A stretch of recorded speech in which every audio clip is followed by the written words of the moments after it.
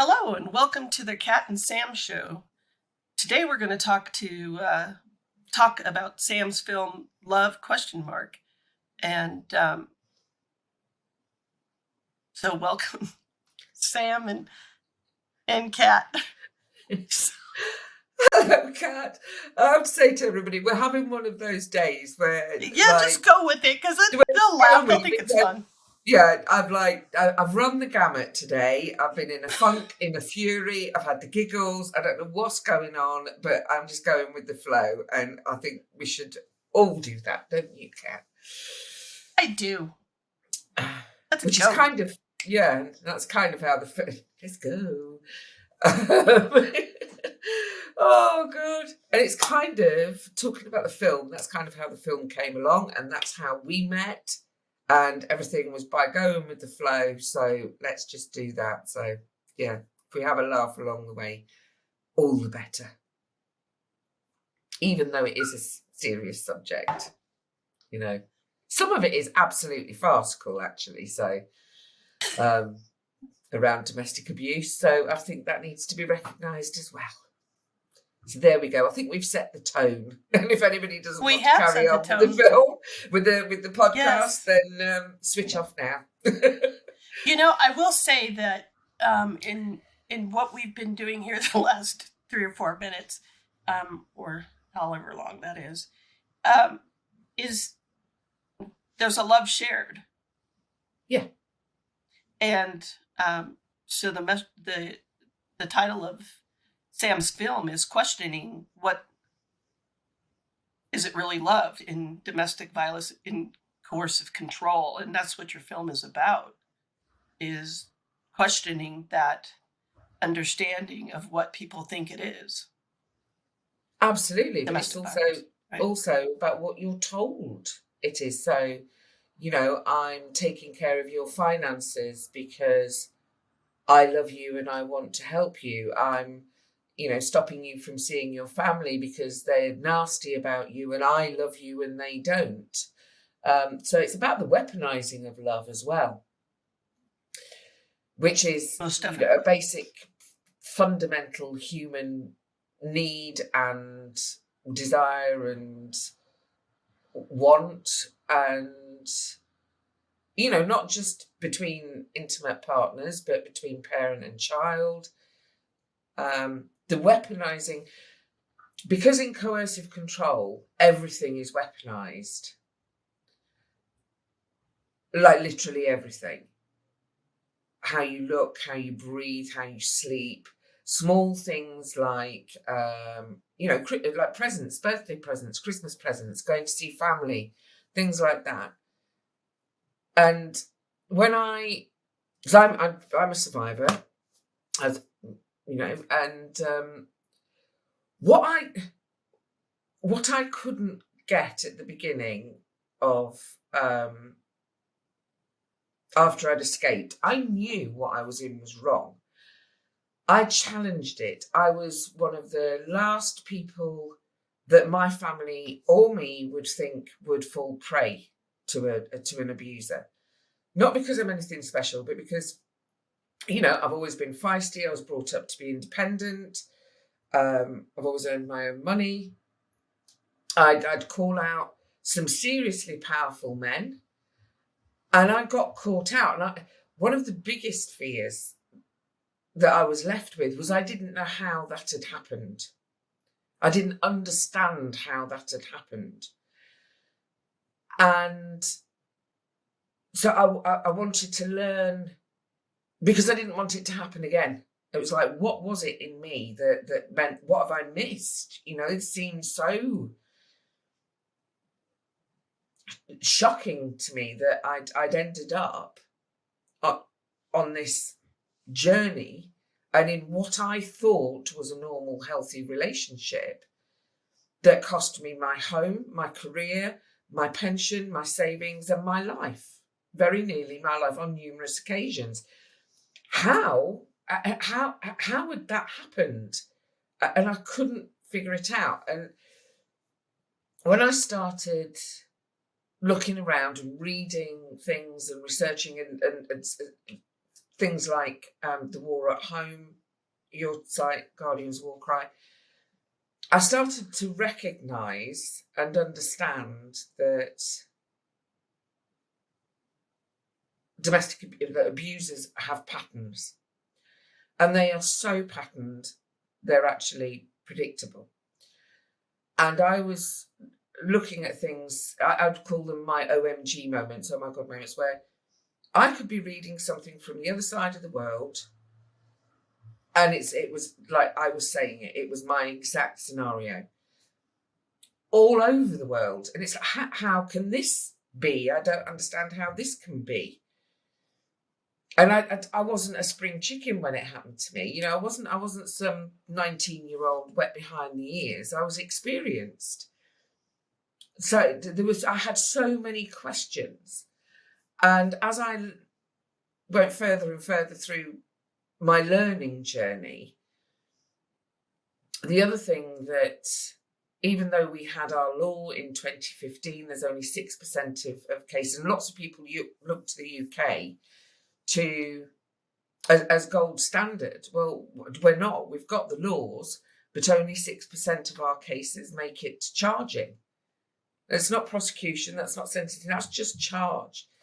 And so the funk and the fury today came because there's a case where he's a serving police officer, and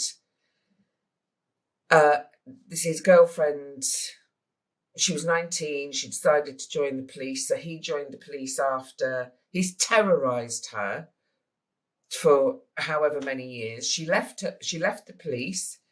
She's actually moved to Australia. She's on the other side of the world just to feel safe. That's the sole reason for going. The understanding that coercive and controlling behaviour is the beating heart of abuse is so key. And because what's happening is he got a 6-month suspended sentence for that. Her health was destroyed, her career's gone. She's saying, you know, now he's suspended for 2 years. And that's it. And it's coercive and controlling behaviour is not the lesser crime. It's the nugget in the middle of all of the abuse crimes. And the violence comes from that. And so in lockdown, I was speaking, there's a Simon West, who's one of the co-producers on the film, and we were chatting, and I said, you know, how we're in the arts, we're all about communication. How can we collate all of these voices? How can we get a message across? And out of that conversation, love was born through like I say, throughout the lockdowns, which forced us to think about how we shot it, but every way that we've shot it, everything that we've included in it, the way it's shot, it won't be what people expect to see. It doesn't have actors coming on and off. It's not a standard in that sense. Jason Figgis from Figgis West and October 11 Pictures came on board, and the whole thing's been very organic, but it's had the most phenomenal responses, and it seems to be doing what we wanted it to do, which was to open up the conversations and to show how brutal and murderous coercive and controlling behaviour is. And it's not. Well, I think you did a fantastic job. Thank you. Well, it's not to diminish the physical violence at all. It's because even though, to me, and this is me speaking, this is the way I sort it in my layman's brain, is domestic abuse is gendered, but at the same time it's not, because it can happen to anybody. And it can be perpetrated by anybody from whatever walk of life. And it's helped me on my journey to understand that the reason it happened to me, because is because I met somebody who targeted me and chose to abuse me. And that's the only reason it happened to me. There was nothing I could have done differently. There was nothing, I didn't invite it. I didn't support it. Like I say, I called it out. I bought into the myths of what domestic abuse is. And I bought into the myths of what a domestic abuser, how they present, what they might look like. Mine wasn't a physical threat to me at all. I'm not a small woman. I've done martial arts, I've done army training, I've done all of those kinds of things. And I've met other survivors who are the same.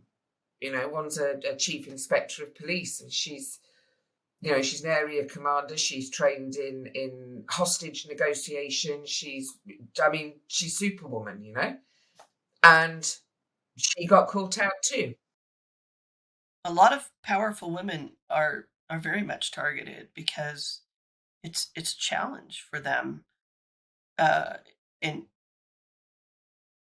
the perpetrators like competition, so it fits in as well with the pattern that can be, which is competition and in winning. I That's part think of there is an taking element it of down. that. I mean, I'm Yes, there is still an element learning, of that. even Yeah, though me we've too. made, But and I think that's the thing. Even though we've made the film, it's still, I'm learning because of the reactions other people are having to it, and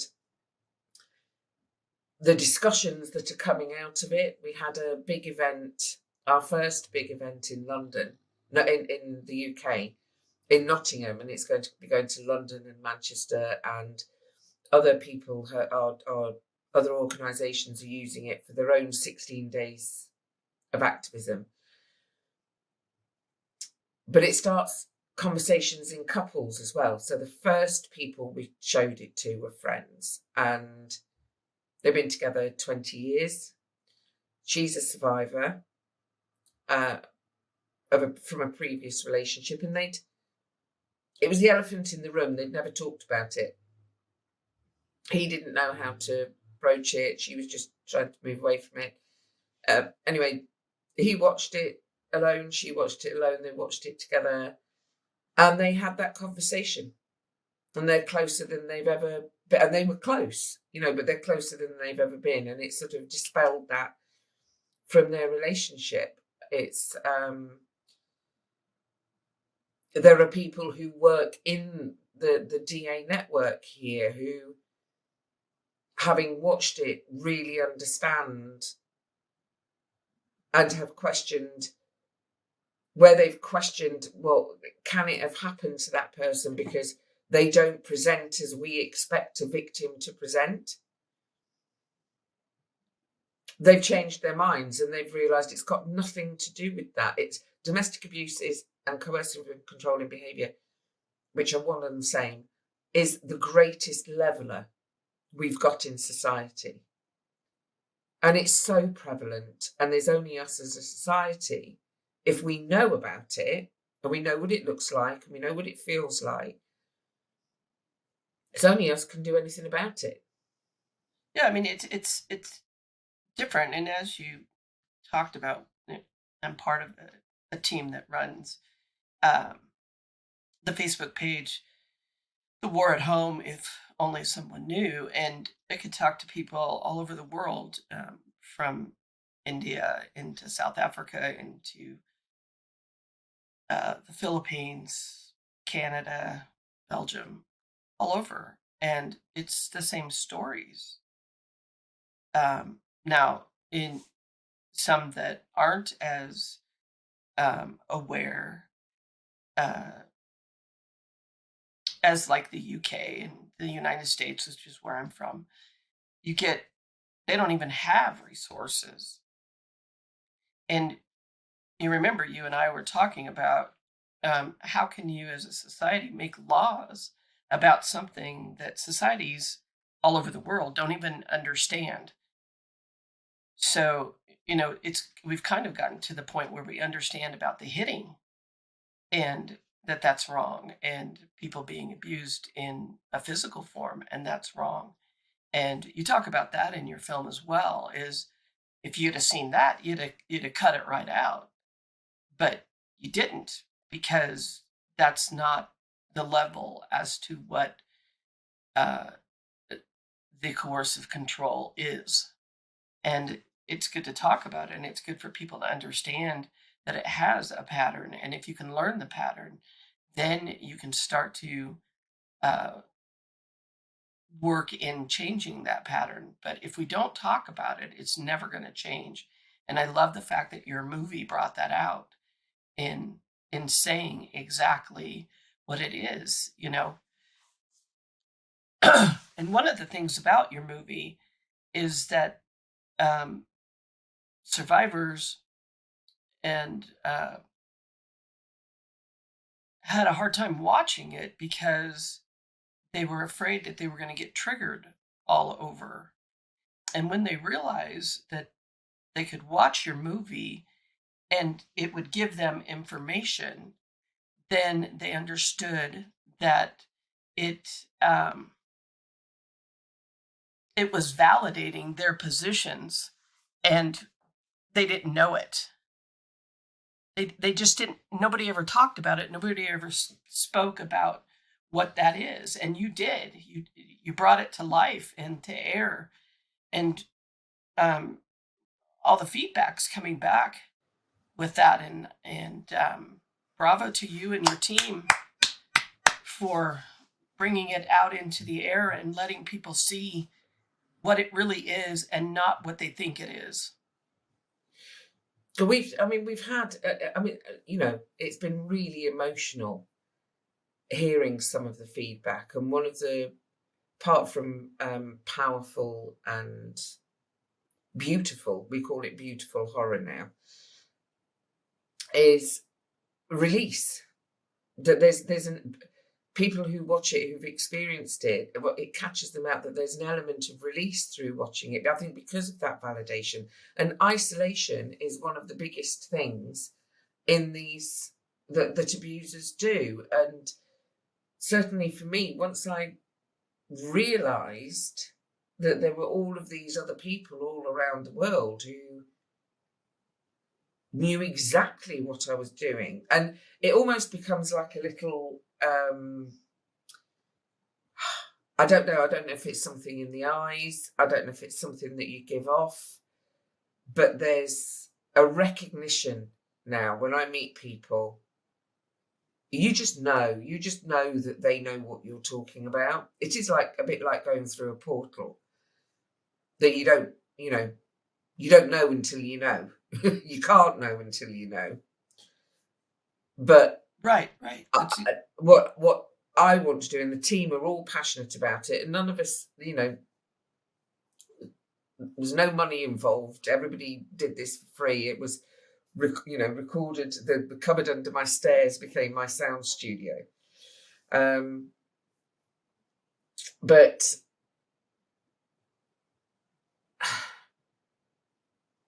it's finding that thing of the reason we've done it is so that nobody else has to know.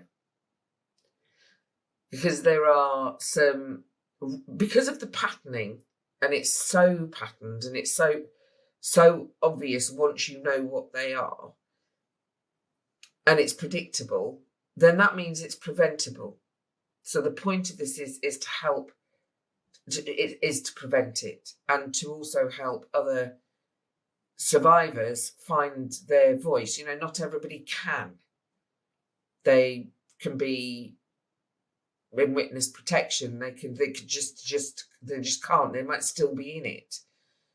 There was one lady who was a GP, and she said she was GP, had her own practice, and all of that, and she went on a domestic abuse course, and she just thought, it's one of my tick boxes that I have to do. And she was sat there, said, why are they talking about my husband? And the pennies started to, it's not that we don't know that the behaviour is wrong. I think sometimes language matters so much. We've talked about this before. And quite often survivors or people say, oh, you don't know what's happening when you're in it. And I think it's a bit more precise than that. You know it's wrong. You're in survival mode. So that changes the way your brain actually functions. So you go from bigger picture down to, I've got to stay alive. But I think more importantly, it's about, I didn't know it was illegal. I didn't know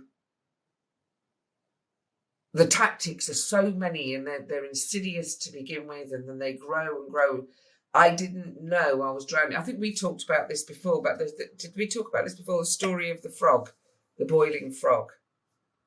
I've heard the story. You can tell the story if you'd like. That if you put a frog in boiling water, of course it'll jump out. It'll do everything it can to jump out and whatever. If you put a frog in cold water and gently turn up the heat incrementally, by the time it realizes it's boiling to death, it's too late and it can't get out.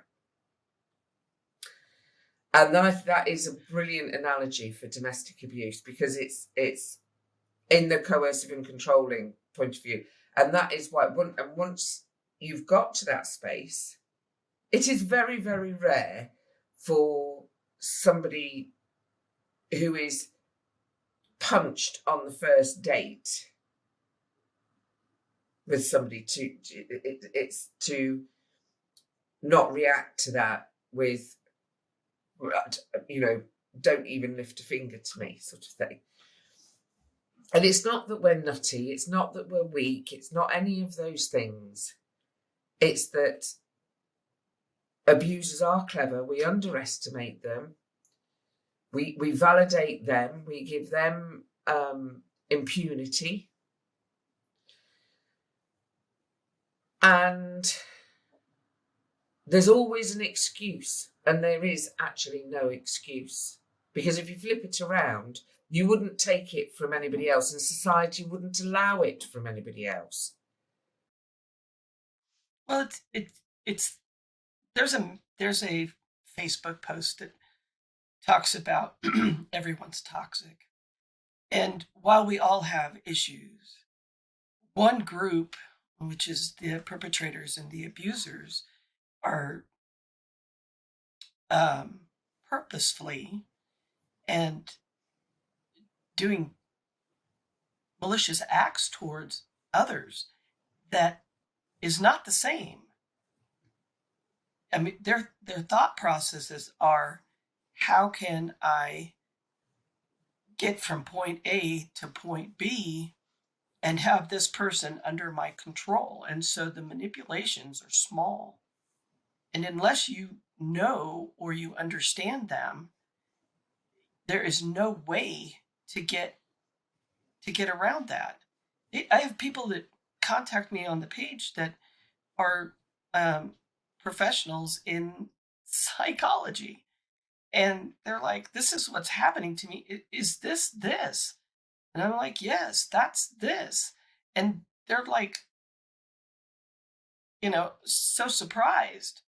And you talk about that with, like, you can tell somebody's been through it when you talk with them, and you can see it in their eyes, and there's an understanding about what we've all been through.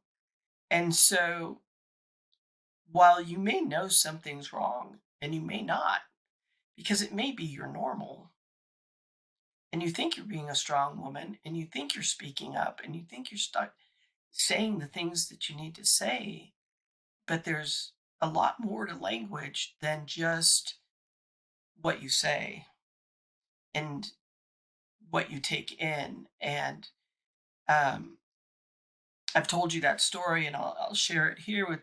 There's a documentary somewhere that they talked to a sociopath, and he said that he would go into grocery stores and bump women. And if a woman said that they were sorry about him bumping her, if she said she was sorry. He knew he had his target. And it's as minute as that, in that somebody might be, oh, like he just actually accidentally bumped me. It's no big deal. No, they actually think that way. Yeah. I think that's one of the things that's hardest to get your head around when you've been in an intimate relationship with these people, is that they do target from the. This isn't something that grows out of a relationship. It isn't something that can only happen with the dynamic of those two people. This is something that the perpetrators do time and time and time again, because it's how they operate. So from day one, that's what it was. So there is an element of it's never been a relationship. There's a really interesting thing going on about language at the moment, and one of the DA academics that I follow is Dr. Emma Katz, and she started putting and there's a couple of other sites on that people should follow. Dr. Andrew is another one, but putting partner and relationship in inverted commas, because they were never your partner and it was never a relationship in what we would consider, even what, when we say a toxic relationship, even in that sense, it's not the same. And I think it's really hard for us to get our heads around, to accept. I think our brains are so threatened by the idea that you've actually shared your space and your home and your life and your loves with somebody who wasn't what they said they were, and they're not. There is a real fakeness. I mean, obviously there's, as we talk about whether there's a spectrum or not, and there's one train of thought that there isn't. You kind of either are an abuser or you're not, because it is an active choice. Because they only abuse certain people. They don't abuse people that are more powerful than them, or they don't. Well, they basically just don't do it to everybody. So, and it's just so fake. The whole thing is just so fake from day one. Well, yeah, exactly. It's like having somebody go and do something that a normal person would just do out of the kindness of their heart, but they do it in order for the world to see them, the public to see them in a light that says, "Oh, look at him! He's so sweet. He's um, helping her into the door. He's um, taking He's her to always a with movie. her. He's always with Oh, her. That's lovely, isn't it? Right, No, it's not. Let her right, go out on her own. right. And that is a big. I mean, that's a big thing. The manipulation of that. You were talking about isolation, and people don't understand isolation. Well, I would never let somebody tell me I couldn't go see my family. That's not how it's done. Isolation is done by they don't like me. Oh, I just want to spend some alone time with you. I miss you and I haven't seen you. Those are isolating. Um, and it has to be understood that you're going to have people that actually do say, I miss you. And the empathy is there. And so it's that slight. Actions speak louder than words, and love is an action. And so you have to look for patterns, and you can't put the same pattern on a normal relationship that you would put on an abusive relationship, because they don't match. No, It's like those DNA. I just got an image then, the DNA bars. And it's like a healthy relationship. They've still got the same bars and everything, but you put them on, they just don't, they won't match. You're right. And it's also, the other thing is they are great at playing victims. That is one of their biggest tools, is that they are the victim. It's like, if you loved me, you wouldn't,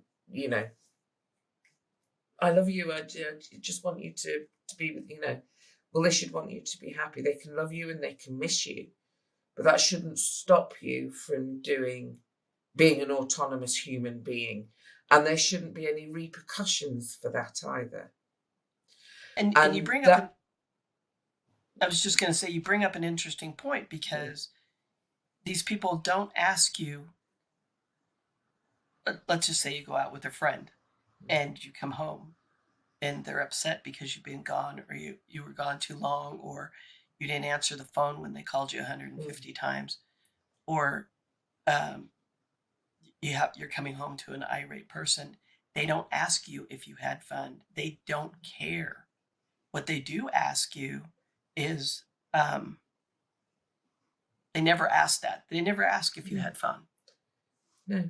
And that's a big thing. Absolutely. And then you get this so another manipulation is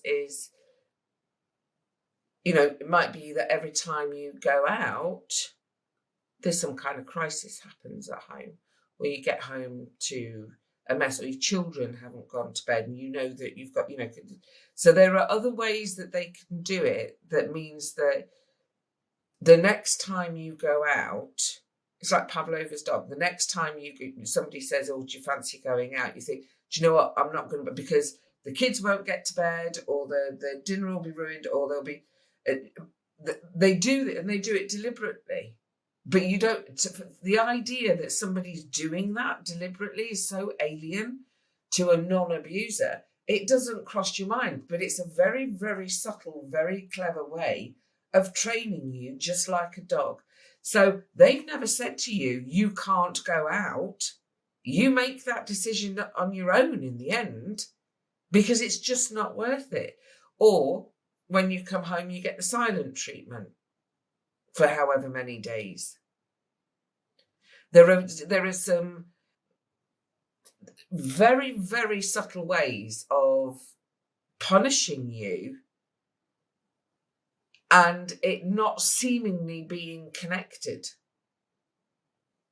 If you say to them, "Oh, are you peed off because I went out the other night?" "Oh, no. There's just there's a big problem at work." "Well, what is it? Let's talk about it." "Oh, no. But when that happens time and again, and it becomes that pattern, you start to recognize that subconsciously, and so your brain goes, "Well, it's not worth it." So that's how it will start out quite often. That's one of the ways it can start out so insidiously and in such a small way, and it's already breaking you down. Right. And you talk about it in your film too, as not being gendered. Can happen to anyone. So you can have a male who's very attractive or social be out in public, and all of a sudden now he's got his partner being angry because he's getting all this attention, and has no thought process that he even wants to be in any other relationship than the one he's in, and he's getting accused of all these things that he's not doing. Absolutely. And you see it all over. Once you start to know the patterns, then you can see it. At the same time, I think, in our discussions, you have to think about how males are taught not to show emotions. So now we've got these people not showing emotions; they're showing actions to try to express something, and then fall behind, like, oh, I got something going on at work, because they can't identify the emotion. And I think that's important, for the discussion of all of us as human beings, because then you get, I was told as a child to sit down, shut up, and don't cause a scene. So um, I learned that there's times I can talk and there's times I can't talk in the presence of males. I think I completely agree with what you're saying, but at the same time, I think we have to be careful of not finding a reason for why people for not finding an excuse. That's the difference. It's about not using the reason to excuse. So it's really delineating those two streams. I think is so key and so important, because absolutely, you know, society is telling our kids to shut up and put up. Men not being able to express. It's become the norm now for majority male. They're killing the partner because they're wanting to leave, and they're killing their own children, and then they're killing themselves. When did that become a normal communication around a separation or a breakdown of a relationship? Has it always been there? We just didn't know. I don't think it has. But it has become the norm. And do we need to stop this? We need to stop. You know, I mean, I'm a great believer in education, as I know you are as well. And like the removal of drama, say, from our schools, I'm a big proponent of that, because that is a way of learning to express and getting comfortable with expressing in front of other people. So even if you don't have it at home, there's an opportunity within school to be able to explore those things and to have the confidence just to speak out. Not everybody has to become an actor or a performer or a director. You know, just going to an interview, just the self-esteem that it can bring, and it can help work out stuff. And when we remove things like that from our schooling system, that's another string from the bow of communication and learning how to healthily communicate that's been removed. So if you've got that taken out of schools, if you've got a home life where people aren't allowed to speak and show emotion and aren't allowed to have an opinion, that's another bow gone. Then you've got peer on peer pressure of being, you know, a wuss, a pussy, whatever, if you show any account. That's another string gone. There's no strings left. All you've got is the stick. Right, I agree. I mean, I don't say that men not being able to speak is a justification or anything other than that. I think it's education in that they're not taught. And I think this younger generation that's coming up has come up and said, you know, this is wrong. This is not a good way for anybody to talk to each other. And I give them a hand for coming up against that, because they're taking a beating for saying it out into the air.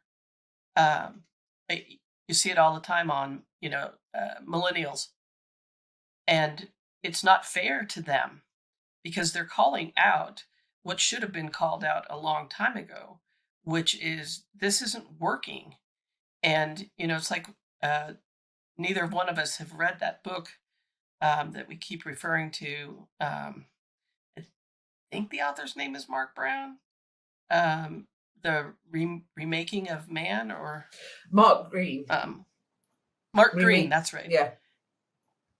No, I haven't. I've got his stuff on the way, but I do like what he's doing around manhood and what it means, and how both boys and girls are suffering because of this focus on patriarchal. So this is the thing, where on the one it's gendered, but it's not. So it is gendered, and there are absolutely societal reasons for that. And categorically, in the UK alone, just from proven absolute, no question asked, direct physical violence, 2 to 3 women are being murdered each week. Now, that's not happening the other way around. We would know, it would be reported. I mean, every other day, and this is why I'm in a bit of a fury again. This is why I've been all over the place today. Is one of the reasons, one of his reasons in this police officer is he was depressed and he didn't want her to leave. So this was why he terrorised her, stalked her, had followed her to the point and hounded her, punched walls through. So he threatened to cut his own arms, open. He threatened suicide all the time. She was physically shot, mentally, and she ran and she kept trying to get away from him. She moved from place to place, and the defence is he's depressed, and he cried all the way through the. Yeah, but their crying is different.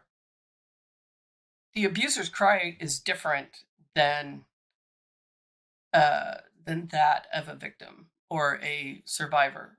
Their anger is different, and I think you're speaking greatly to it in the fact that while we're raising men that can't speak, it's okay to talk about, because this just came to my mind. It's okay to talk about the gold digger, the woman that's the gold digger that's going after the man, but it's not okay to talk about the woman that is saying this kind of behavior is not okay. It's not okay for the millennials to come out and say, or the Gen X's and the younger generations to come out and say, this type of behavior is not okay.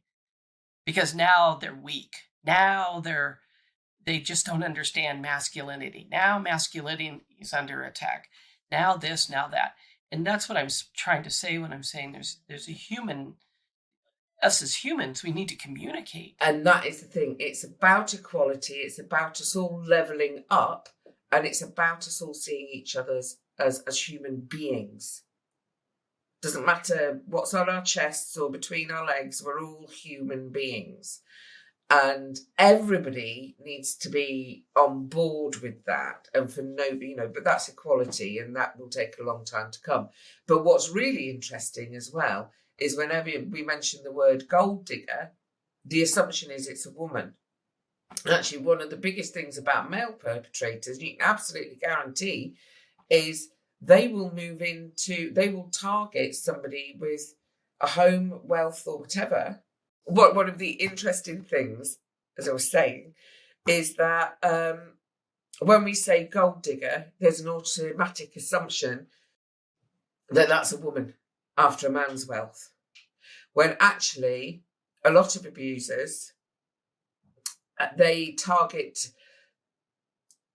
there will be something that you have that they value. So whether that's your home, your financial wealth, maybe your social status, maybe your personality, your friend circle, your close-knit family, there will be something that you have that they want. And nothing they ever do is altruistic. That's why they say, have a look at how they treat pets. See how do they talk about their friends? Watch what they do. And quite often, it can be a bit, if you're in it, there's an element of being too late. But if you're questioning, is it or isn't it? Once you start asking those questions, the pennies start dropping and the dots start joining up. The thing about domestic abuse we call it domestic abuse in the UK because that's what they've changed it to here, to be all inclusive rather than just domestic violence. So, but it includes the whole spectrum of violences all the way along. I wish they'd just stuck to domestic violence and said everything's a violence, but there you go. That's just me. Well, I kind of agree with your assumptions, so we're on that. Yeah. you're being violated, even if it's not Mm. physical. It's still a violation of who you are and what you are. And when you're a You've, very you've empathetic violated person, in every single way. yeah, Violated with your sleep. yeah, You know, they like to keep you sleep deprived, control your food, your water consumption, you know, and the idea that coercive and controlling behaviour isn't physical. The sooner we get over that, the better. That's right, why right, and again it right. comes back to that language, you know. So is it direct physical violence, as in have you been stabbed, have you been punched, have you been kicked? So that's how I would frame it. But it's all physical violence. As if somebody is really interesting how common the use of salt is, like in child abuse, like feeding a child too much salt. Well, they haven't hit anybody, but that physically, that can kill. That kills. Coercive and Right, right. controlling behaviour There's kills. The suicide rates, 2 to 3 women a week, when you include the suicides, which we've just had a direct causal link from a coroner on that, the minimum is probably 10 women a week. 10 women per week dying as a direct result. That doesn't include the children, and it doesn't include the men. So the malice that's there yes, they are malicious. And when people talk about the mask is flipping, real. there is nothing Mm-hmm. there that has any humanity in it. And that's one of the things that I think can be so hard to actually really accept and comprehend. And those back to the language matters things, like we all know gaslighting comes from a film. We use the word coercive control now. We've got all of this language around it: narcissism, narcissistic personality disorder, sociopathic, psychopathic. What do they actually mean? What do they look like? And what do they feel like? You know, and that's why we made the film, is to try. Everything's been done in a very specific way for people to be able to engage, but also to create a little bit of that dissonance you feel in the relationship. To Jason Figgis, the director and editor, the music was all his and everything. So you're hearing one thing, seeing something else. But at the same time, every single film I've seen on DA has been dark. It's been violent. It's just left you sort of somehow feeling a bit dirty or really victimy. You know, I can't put it any other way. And we just wanted to create something that was, because there are beautiful moments in these relationships, otherwise you'd never get caught out in the first place. And it's like you've got the most beautiful, exquisite dress and somebody's sprayed it with itching powder on the inside. You know, and we wanted it to be as accessible as possible to as many people as possible. So it's online. It's available Vimeo on demand. We couldn't make it completely free because it costs to distribute and it's cost to make, but nobody's getting paid. But it's also you know, it's going as a teaching tool. You know, so we've got events that are being rolled out. Hopefully, we'll have a few in the States. We're hoping to get it into libraries in the States. Because once it's about enabling, once somebody is validated, this is how I felt. Whether it comes from the police, whether it comes from a DA organisation that's supporting you, when you get to that moment of actually, this did happen, it is real. Actually, no, it's not me. That there's a there's a drive that happens very often. You just don't want anybody else to suffer what you've suffered. And so the more people we can support to that place, the more there's an army of us as it is, but the more of us there are, the more of that army there are, and they are literally. I mean, you saw the first trailer that we did where it was about us being armed with the sword of truth. It is the truth. People don't like truth. They don't like to know that we've got elements in our banks, in our in our GP surgery, in our the nice man with the cute wife and kids who always has a neat garden. That could our church people, they can't possibly be doing this behind closed doors. Well, actually they are, and we kind of need to grow up a little bit, I think, and accept that. Well, no, I think we do. I mean, that's why I bring up the fact that, you know, raising kids in this situation, and you brought it up in the film, which I thought was magnificent, because people don't talk about the kids. No. And what we're doing to them as little girls and little boys, and teaching them as they grow up. It's important. That's the next generation coming up, Yeah. and we need to be responsible for what's happened. At the same time, if we don't talk about it, how does it change? It doesn't change. No. It continues, and it continues all over the world, and which is why we're here, which is why we talk, which is you need to go and you need to download that video, Love ? Through Vimeo. We'll have a link on us, and Sam and I are going to go to the fireside right now. So, bye, love. See you in a bit. Hello. Thank you for watching our channel today. Please like, comment, and subscribe. Hit the bell for any new content, and find us on Patreon and your favorite podcasts. We hope we're one of them. Bye-bye.